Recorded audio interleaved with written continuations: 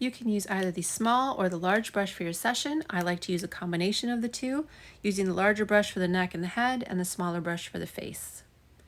I begin by sweeping from the occipital ridge down the neck towards the clavicle, along the vagus nerve pathway, and over the trapezius, just using the weight of the brush. I might add a little pressure here and there when I work the attachments or a specific muscle, but it's just the weight of the brush.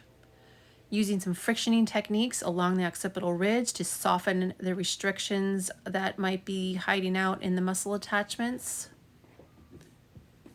And using that same kneading or frictioning technique, or static rotations, if you will, along the trapezius and the neck, or any area that I might find some tenderness or tension. I'm going to place the brush on my clavicle, inhale, and as I exhale, do a gentle stretch of the platysma, sternocleidomastoid, levator scapula, and any deeper neck muscles.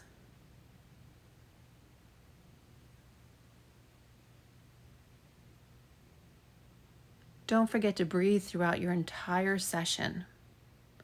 Sweeping along the mandible and the cheek area, paying close attention to the masseter muscle, which attaches from the mandible to the zygomatic arch and is responsible for closing your jaw.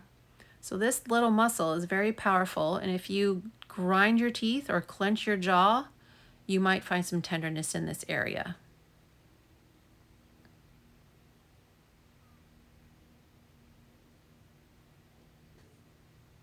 I'm going to switch to the smaller brush and sweep from the inner corner of the eye down the nose. This is helpful for sinus pressure and congestion. If you get headaches from your sinus congestion, this is very helpful for that. Then sweeping under the eye to help reduce any eye fatigue or eye strain. Using that stretch and release technique, that gentle, repetitive, rhythmic motion is very calming and soothing for the nervous system. So we're borrowing all the techniques we use for manual lymphatic drainage because of that specific effect it has on the parasympathetic nervous system. Then sweeping along the brow. So many of us carry tension in this area, and this helps relieve the sensation of a heavy lid or a furrowed brow.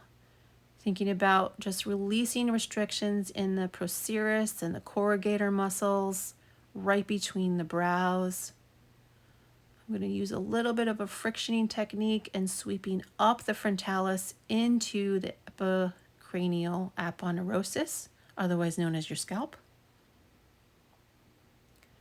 Very helpful in reducing headaches and tension.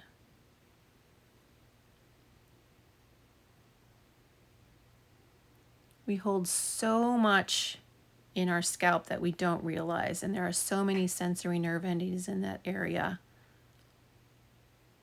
You can switch to the larger brush to work the scalp,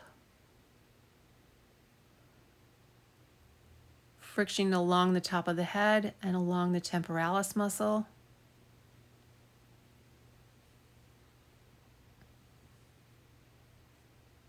Sweeping across the forehead, continuing onto the scalp, up and outward behind the ear, down the neck, following through with all of my strokes.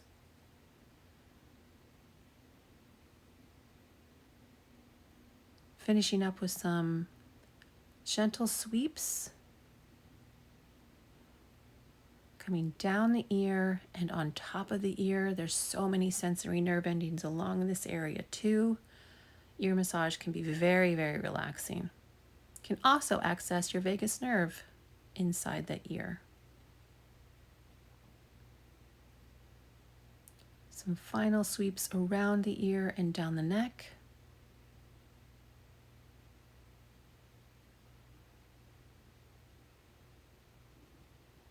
And then just observe how you feel.